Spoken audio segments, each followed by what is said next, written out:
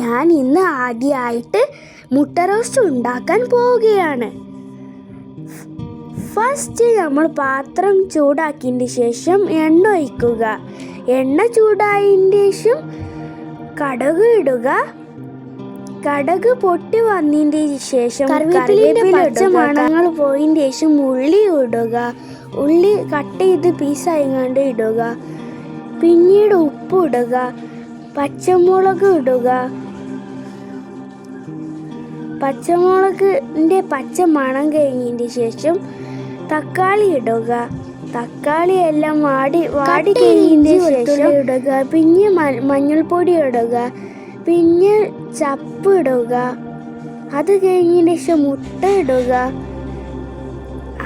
നമ്മളെ ടേസ്റ്റിയായ മുട്ട roast ready ആയിട്ടുണ്ട്. ഇത് നല്ല ടേസ്റ്റ് ഉണ്ടായിരുന്നു. ഞാൻ വിചാരിച്ചതുപോലെയല്ല കേട്ടോ. ഇത് മസ്റ്റ് ട്രൈ ചെയ്യേണ്ട റെസിപ്പിയാണ് കേട്ടോ. ഓക്കെ, അടുത്ത വീഡിയോയിൽ കാണാം. ബൈ.